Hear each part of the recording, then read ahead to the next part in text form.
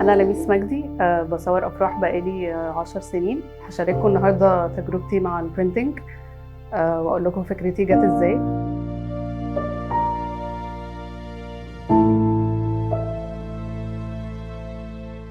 من وأنا صغيرة وأنا متعلقة قوي بالصور بابايا اللي كان بياخدها لي بالكاميرا البوينت اند شوت زمان، أو متعودة إن الصور تكون مطبوعة طول الوقت، متعودة أشوفها في إيدي، أحطها في ألبوم، تبقى حواليا طول الوقت، بعلقها على الحيطة، بوريها لأصحابي. فأنا متعلقة أكتر بالصور الفيزيكال أو البرنت من وأنا صغيرة.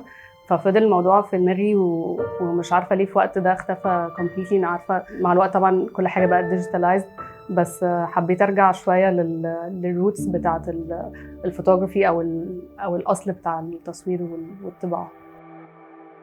عايزة أرجع الإحساس اللي احنا كنا بنحسه زمان لما بنشوف صورنا مطبوعة بعد ما بتتصور. كنت عايزة أقدم للكلاينتس ده برضه جزء من deliverables، يعني إن أنا أديلهم برينتس عشان يعلقوها عندهم في البيت، يفضلوا يشوفوها طول الوقت، يشوفوا الألوان الحقيقية اللي أنا بحب دايما أركز عليها.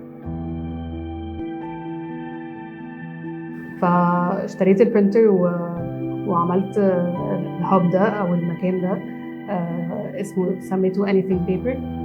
anything paper مش بس بيتارجت my clients اللي هم clients الأفراح أو العرايس specifically، كمان I try to target artists. بالنسبة لي anything paper مش بس printer أو مكان للطباعة، هو community بكبر معاها وبفهم منهم أكتر، وأنا بحاول أنقل لهم شوية من الإكسبيرينس بتاعتي. هو إلى حد كبير الطباعة ريسك في الوقت ده، لأن معظم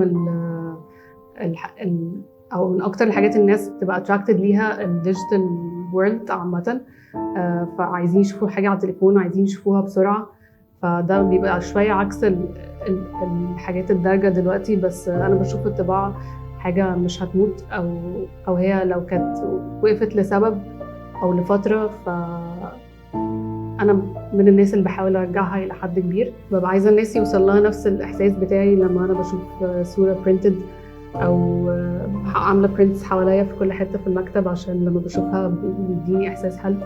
فببقى نفسي كل حد يحس كده برضه. بس hopefully قريب الناس تتعود عليه أو تحبه زي ما أنا بحبه.